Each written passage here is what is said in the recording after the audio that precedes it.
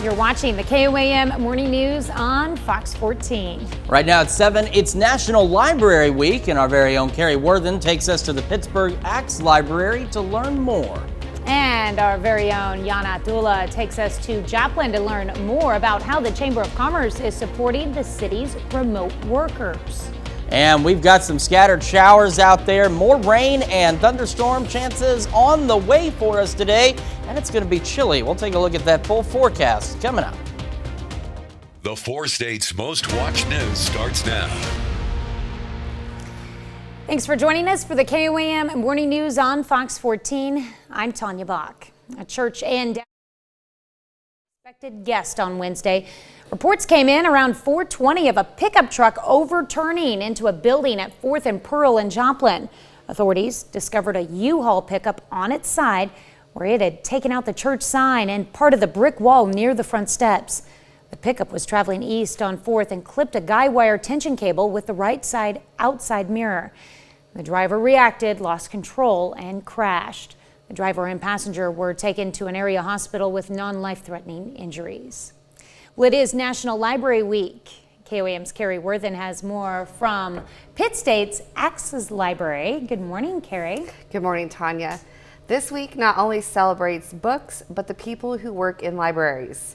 Libraries are full of stories in a variety of ways, from books, audiobooks, ebooks, and more. The theme for National Library Week is "There's so much more to the story." Pitt State's archivist Steve Cox knows just how much more. There's a lot here. We've got a really large storage area where everything is kept in a climate-controlled environment. But to really focus on some of the hidden collections that we have, we've got a very large collection, 2 collections actually, of pulp science fiction books written from the 40s up through the 90s.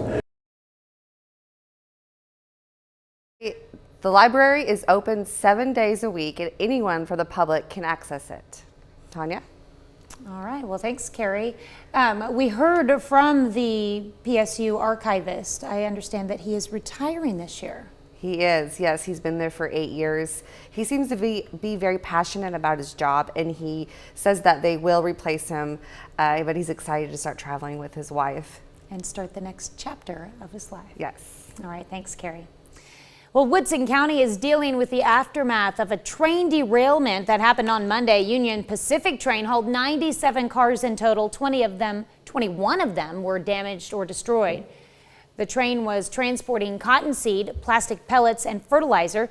The cleanup crew is taking precautions to make sure hazardous material is not present. After everything's said and done, they're going to remove a lot of the stuff that's in the cars.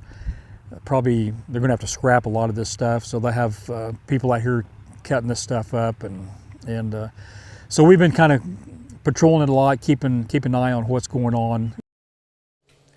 KOAM received a statement from the EPA, and they say crews recovered approximately 1,000 gallons of fertilizer from the spill and delivered it to its intended recipient. They also say there was not any impact on South Owl Creek or nearby residences. We've got showers continuing across the area. It's been several days of much needed rain. MoDOT camera 20th and range line is showing where we've seen that rain, and here it is on the Skywatch storm tracker. Still scattered across parts of southeast Kansas where they really need some of this rain. And we got more of it on the way with this low pressure across east central Oklahoma, pushing it up the turnpike and into our area as we go through the morning and into the afternoon hours. So here we go. Showers, couple of thunderstorms possible. My goodness. Otherwise, here we go. We go into the afternoon. We start to see the activity let up just a bit and starts to turn more isolated and more scattered. And as we go into the evening, the rain will pause, and then we will see more rain chances as we head into tomorrow. So there's those rain chances picking up as that activity moves in and dying down by this evening. And again, tomorrow we spend most of the day dry until we get into the evening and overnight hours when we see additional shower and thunderstorm chances. So the roads are wet out there from the rain showers that continue to fall in Joplin right now. We are at 51. with an east-northeast breeze at 8 miles an hour. And across the area, it's a little chilly. 50 Iola, 51 Parsons, 54 Chetopa, Miami, and 52 Neosho. So as mentioned, we'll be a bit breezy. We got the showers, scattered storms between about 10 and 2. Winds could start gusting 20-25, and then they'll calm back down as we head into the afternoon. Highs not moving much today as we get into the upper 50s. And this evening, rain again stops. We're left mostly cloudy, and we'll drop back down to the mid-40s. Tanya? All right, thanks, Chris. Well, some Carthage, Missouri elementary students stepped into the shoes of some famous Missourians. Mark Twain Elementary hosted a live museum event where third graders showcased their knowledge. The students have prepared for the event for months by conducting research, creating costumes, and rehearsing their lines for their presentations. The teacher says the project gives the students a new sense of confidence. They get more excited when it's finished because they don't think that they can do this, and they are amazed at what they've accomplished. So to look at them being tiny little second graders that just finished second grade, they come into third, and now look at them. They're young ladies and young men. The event lasted 30 minutes. Some remote workers in Joplin met on Wednesday to connect with each other in the city that was listed in the second place on Wall Street Journal's top 10 places for remote workers back in February. KOAM's Yana Dula talked with the workers, Chamber of Commerce, and a local employment office about remote work in town. Joplin area remote workers gather for their first social event at the Chaos Brewing Company downtown. There's other people that are kind of doing the same things as a framework that you can get connected with, because sometimes it's even just working collaboratively, quote unquote, together, maybe on different verticals, but you have that community around you to help support you and bounce ideas so you can still get that personal touch and connections locally. Joplin Area Chamber of Commerce officials say the central location and housing costs are some of the factors that attract remote workers. During the transition post-pandemic, allowed everyone to work remotely. So those families at that point in time really looked at their income and cost of living and thought, where could we go to leverage that? Andy Griffith says there's a variety of places to change work environment. We have things like the public library, which has study rooms that are available, and coffee shops as well. Joplin's Missouri Job Center is seeing demand for remote jobs. However, more employers are asking to work back in the office. Barriers to work in office can be lack of childcare and transportation, according to officials. Looking for remote work or looking for part-time jobs. There seems to be a trend of either working remotely from home or having those 1 or 2 part-time jobs as opposed to 1 full-time. Joplin Area Chamber of Commerce supports remote workers by providing working space. We have 2 co-working space areas, co-working east and west. So we have a hot desk and then dedicated desk for those that want to be there on a more permanent basis. In Joplin, Janna Hautala, KOAM News. Joplin Area Chamber of Commerce wants to support the remote workers in the area and is providing free day passes to the Joseph Newman Innovation Center today. Up next, a growing number of people are now undergoing genetic testing for Alzheimer's disease. And later, we meet an anteater that's relatable in the morning, all because it doesn't want to get out of bed. You're watching the KOAM Morning News on Fox 14. We'll be right back. But first, here's another live look from inside our studio.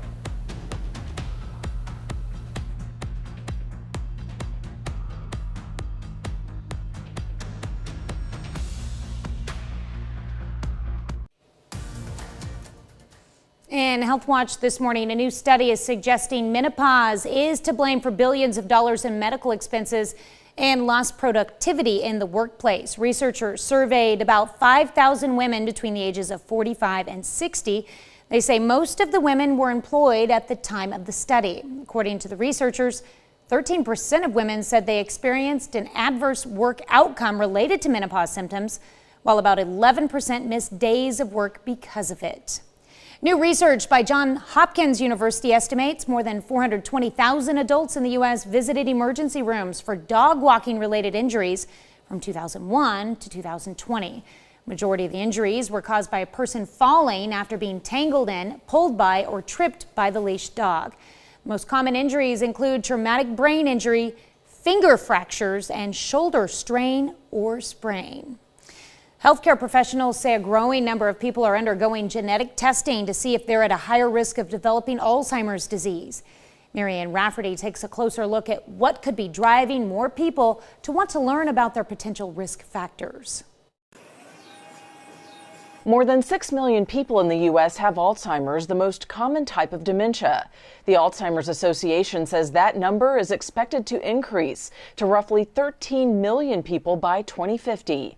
And while the National Institutes of Health says there isn't a single cause of Alzheimer's, your genetics can play a part. I had the constant fear that, oh, it's good, I'm next. After losing her mother to the disease, Wendy Nelson took a 23andMe DNA test to see if she had any copies of ApoE4, a gene variant that can increase a person's risk of developing Alzheimer's. It comes up with very dramatic. You have 2 variants of ApoE4. With each copy of the ApoE4 that you have, that not only increases your risk of developing Alzheimer's disease in later life, you tend to develop at a slightly younger age. Pretty devastating news to learn. While Nelson's results were not what she wanted, knowing her risk factors is giving her time to plan for what could happen in the future. And according to health data company Truvada, more Americans are following suit, citing how testing for ApoE4 is on the rise. Some doctors believe more people want to get tested because medical breakthroughs are showing signs of slowing the progression of the disease. The makers of the drug Leqembi say it's been shown to reduce the rate of cognitive decline in patients with mild Alzheimer's by 27%. The National Institutes of Health says up to 25% of people in the U.S. have 1 copy of ApoE4 up, and 5% have 2 copies. When it comes to the drug Leqembi, the cost for a year's supply is nearly $27,000. It also poses potential risk for brain swelling and microbleeding. We've got ourselves some scattered showers and even a couple of thunderstorms rolling through the area. We'll take a look at that full forecast and how long the rain lasts coming up. But first, here's another behind-the-scenes look here at the KOAM studios.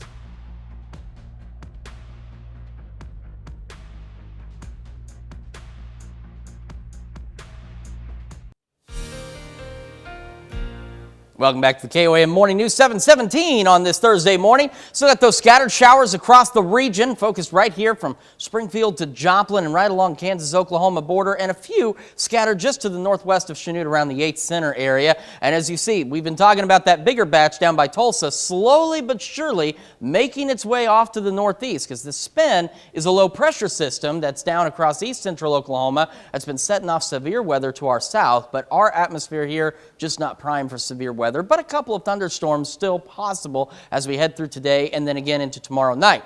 So we go through the morning, we hold on to showers, a couple of thunderstorms possible. As we head into the afternoon, though, these showers start to break up a bit. They become more scattered and isolated across the area. And as we go into the overnight, we will actually stop raining, at least briefly. And then tomorrow, we're going to spend the majority of our Friday dry. But look out to our west. We got a cold front out there, and that's going to bring us more shower and thunderstorm chances roughly, say, after 5, 6 o'clock, starts rolling in, really gets going by about 9 or 10. Again, no severe weather, but some good heavy rain that's much needed, especially across portions of southeast Kansas. And that will persist overnight into the very early morning hours on Saturday. All right, 20th and range line, MoDOT camera there. It is dark, it is wet, it is raining, and same from the KDOT camera at 69 and 400 just south of Pittsburgh. And of course, obviously same from our camera at 7th and range line. 51 in Joplin, some showers, east-northeast breeze at about 8 miles an hour across the area. We got 53 Pittsburgh, 51 Yates Center, Neodesha, Parsons, Independence, and Sedan, 54 Chetopa, Miami Grove, 52 in Neosho, and 50 in Carthage. We get our day started, showers, some thunderstorms, some breezy conditions, and then maybe some wind gusts between about 10 and 2, pushing 20, 25 miles an hour, but those will let back up by late this afternoon. Highs today don't really move a lot, upper 50s, maybe a couple of 60-degree readings. As we head into the evening, as we mentioned, showers stop, mostly cloudy, down to the mid-40s for overnight lows. Mid-60s tomorrow, lower 60s Saturday, Sunday, and then we'll start to warm up next week and get a brief pause in the shower activity with some partly cloudy skies, near 80 by Wednesday with more storm chances toward the end of next week.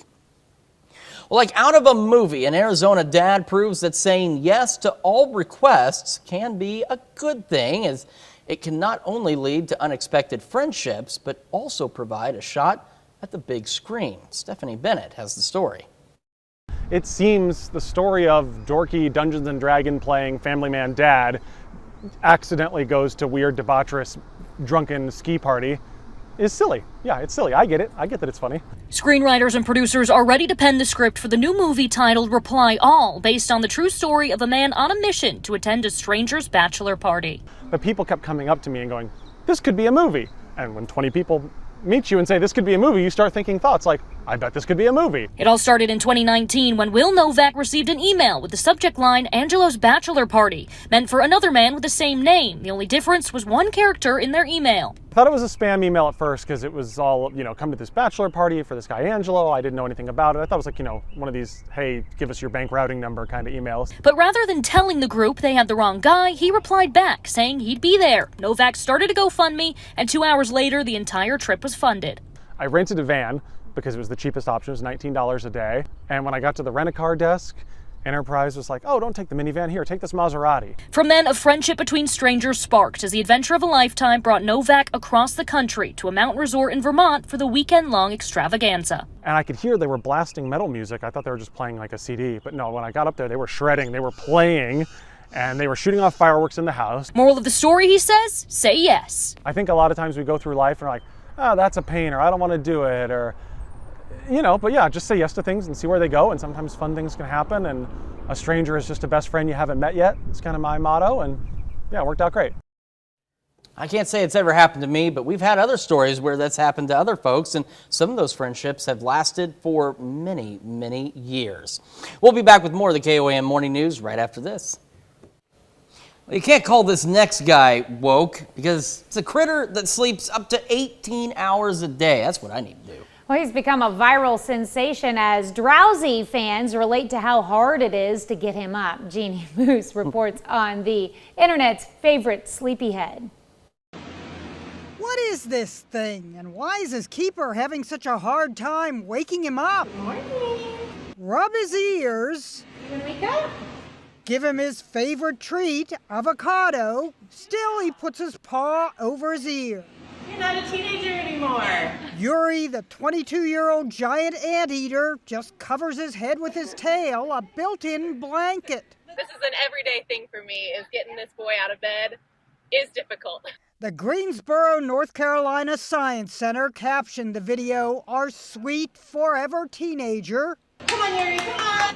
It went massively viral. Who doesn't relate? Just 5 more minutes.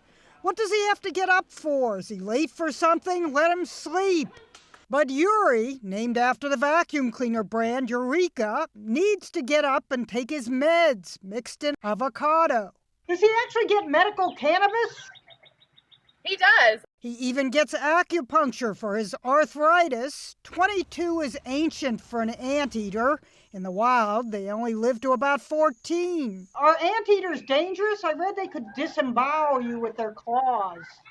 That is totally true. So we actually don't go in with Yuri when he's awake and walking around like this. Check out the claws on this itchy anteater in South America. No wonder keeper Kelly Roush held Yuri's leg. Don't give me the claw. In case he woke up on the wrong side of the bed. He has a really, really sticky tongue, which he's using on my shoe right now. A 2-foot tongue that looks like a snake. He likes tasting hair products, and he loves sniffing smelly sneakers. And we're not pulling your leg. Jeannie Moose, CNN. See, I absolutely echo his sentiments. I mean, even all these months later, getting up at 2:30 in the morning, there are times I just don't want to crawl out of bed. And I'm completely the opposite. I'm that overnight, never sleep kind of person. But I'm an owl, you're an anteater.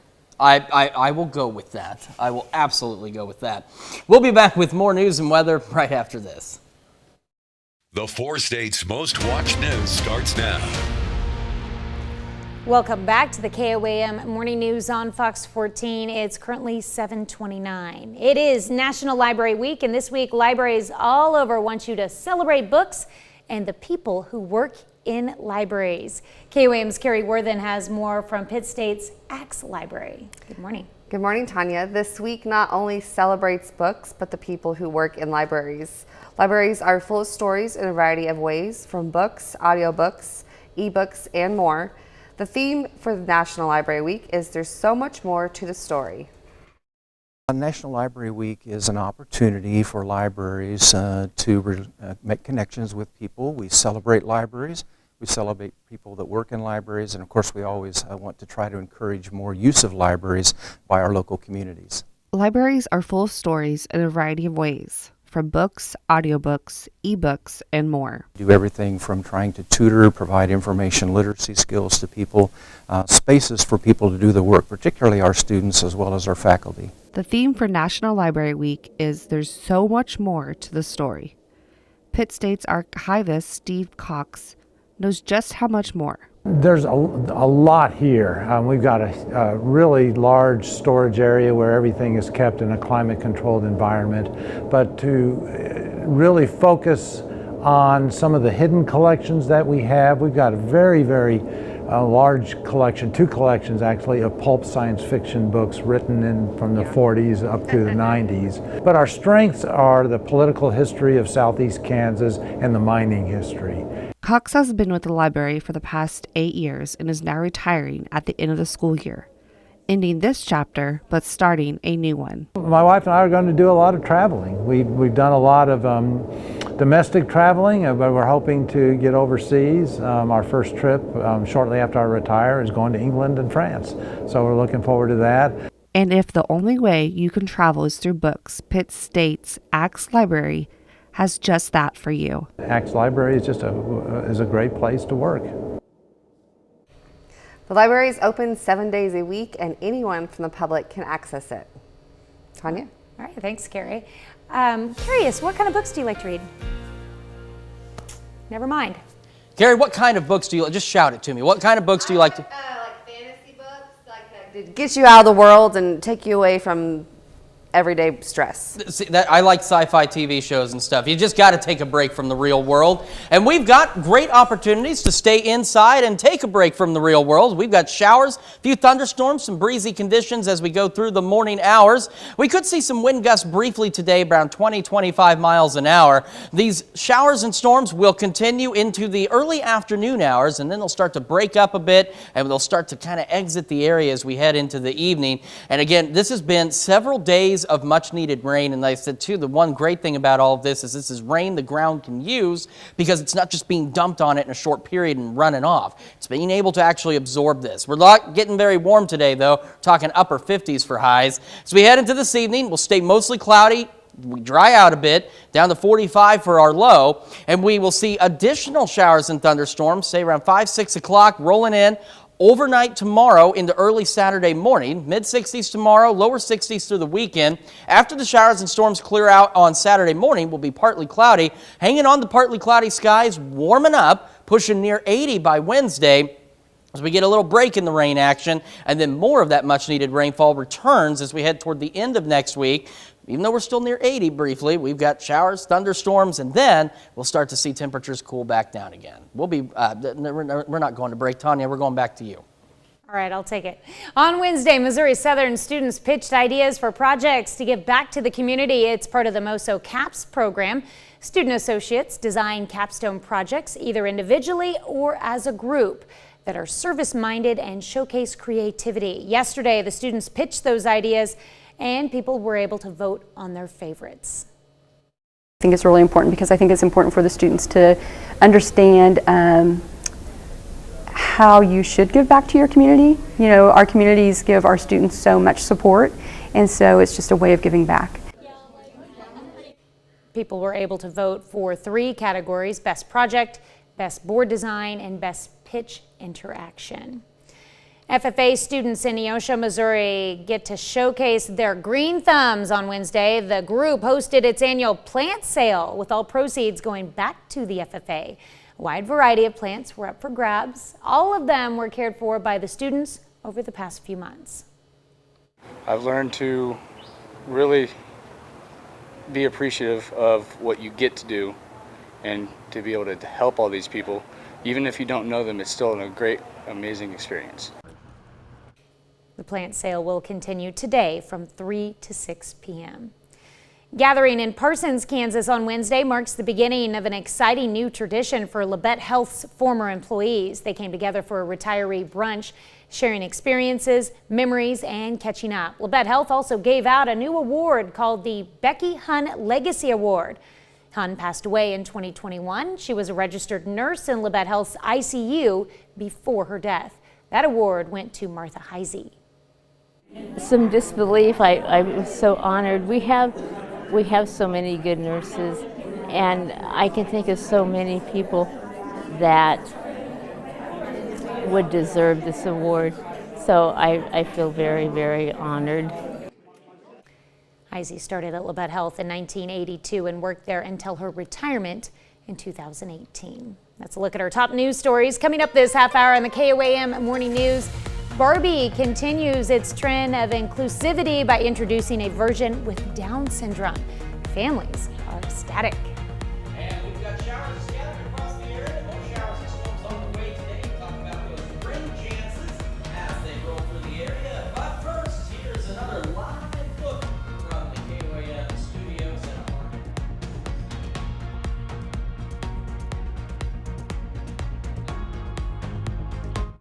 Well, it's common practice that the person who writes a song or story, takes a picture, or makes a piece of art, usually owns the rights to their creations. But what if a person instructs an artificial intelligence program to create an image? Who technically owns that picture? Marianne Rafferty takes a look at the ongoing legal debate over copyrighted AI art. Artificial intelligence is proving to be uncharted territory.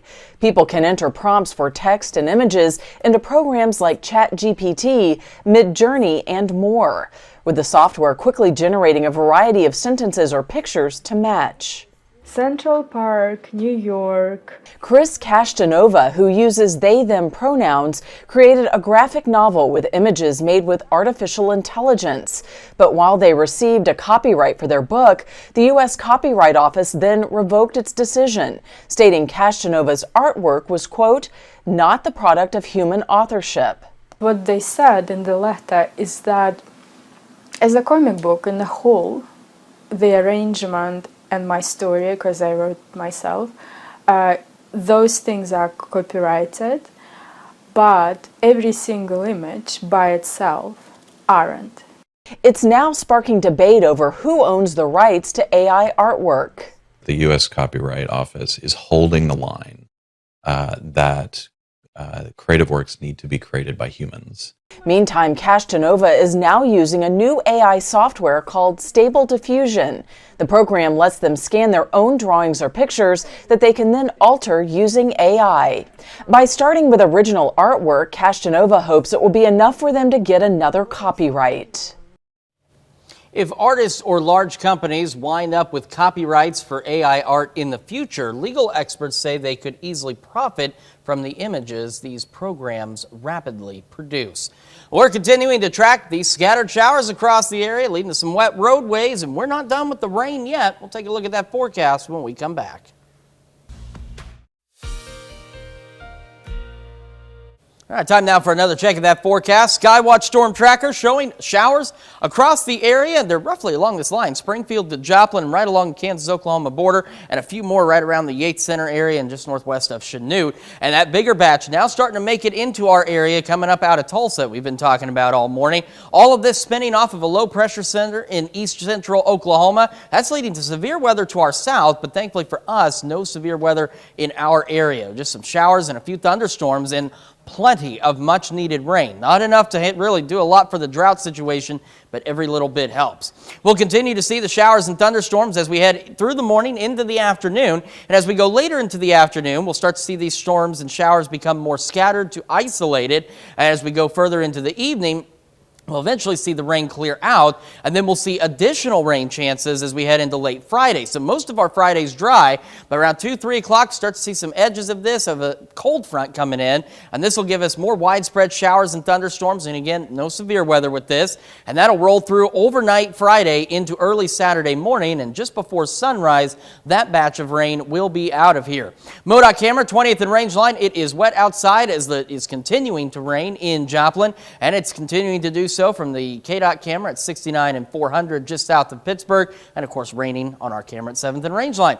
51 in Joplin right now with those showers. East-northeast breeze at 8. Across the area, we've got 50 Iola, 54 Chinook, Chetopa, Miami, 51 in Neosho, and 52 in Lamar.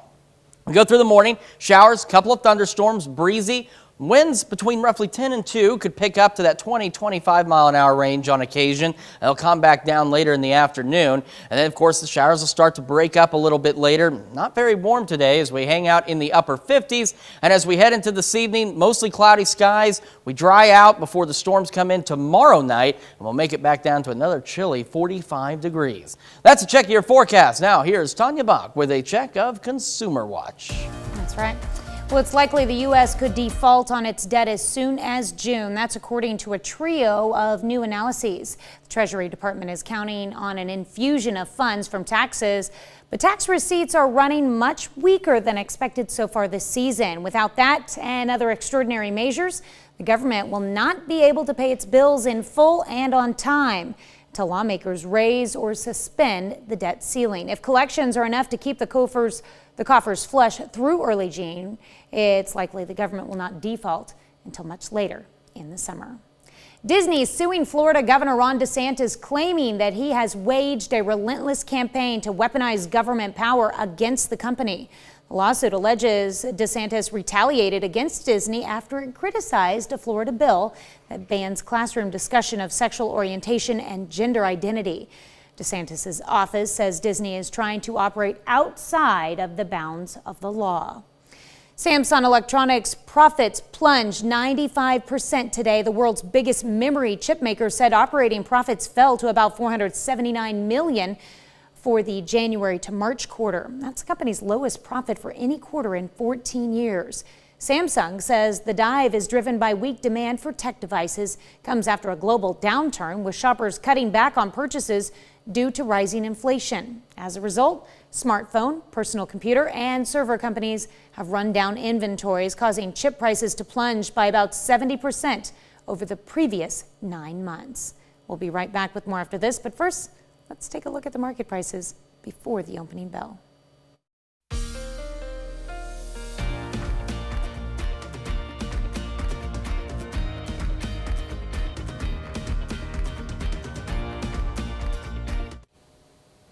One of the world's most notable toys is now releasing a doll with Down syndrome.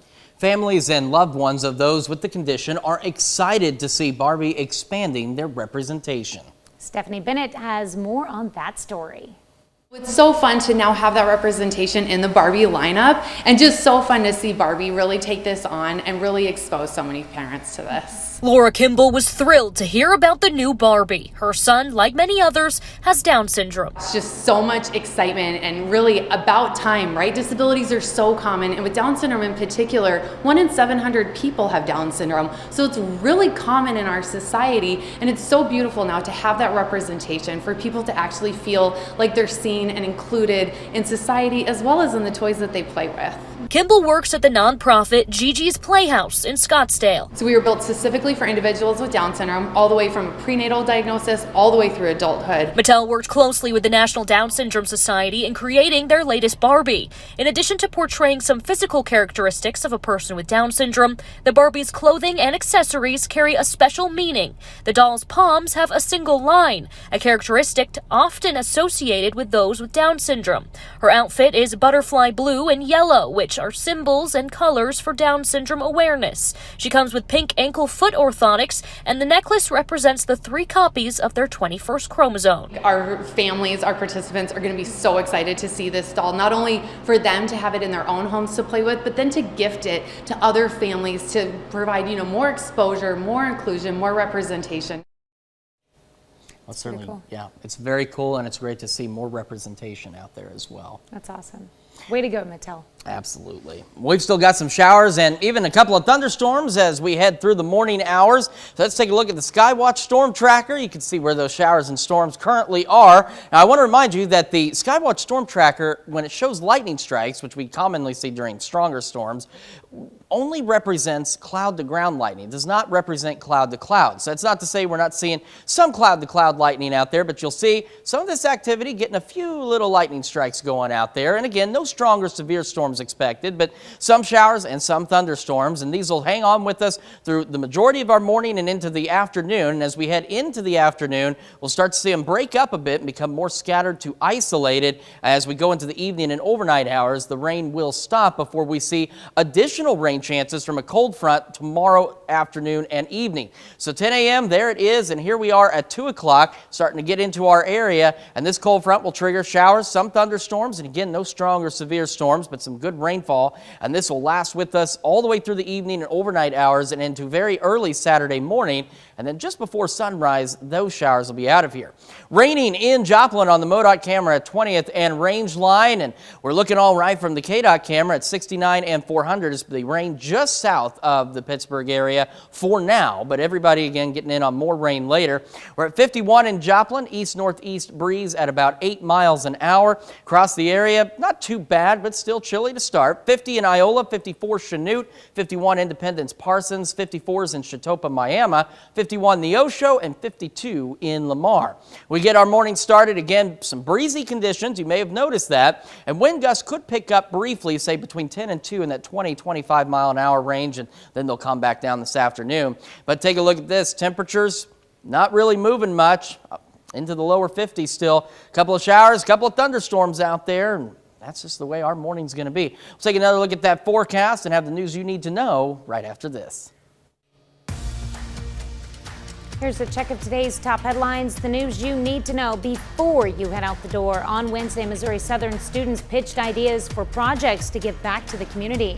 As part of the MOSO CAPS program, student associates design capstone projects either individually or as a group that are service-minded and showcase creativity.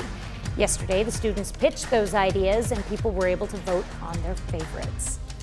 Future Farmers of America students in Neosho, Missouri got to showcase their green thumb. The group hosted its annual plant sale, all proceeds going back to the National FFA Association, which is what it's now called.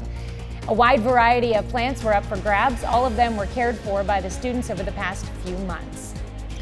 Gathering in Parsons, Kansas on Wednesday marks the beginning of an exciting new tradition for Labette Health's former employees. They came together for a retiree brunch, sharing experiences, memories, and catching up. Labette Health also gave out a new award called the Becky Hunn Legacy Award. Hunn passed away in 2021.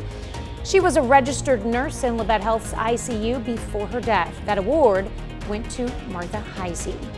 It's National Library Week. This week not only celebrates books, but the people who work in libraries. Libraries are full of stories in a variety of ways, from books to audiobooks, ebooks, and more. The theme for National Library Week is there is so much more to the story.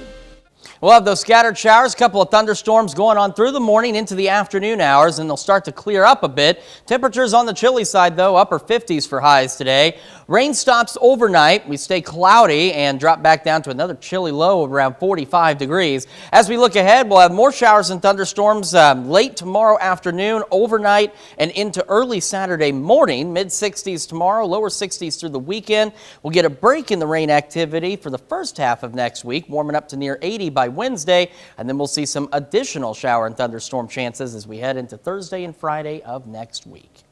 Well, share a story or tell one yourself. Today is National Tell a Story Day. Storytelling is an ancient practice of handing down knowledge or entertaining from one generation to the next, and it can take many forms. Maybe you remember a good fable from your childhood. If not, you can read one from a book or make one up.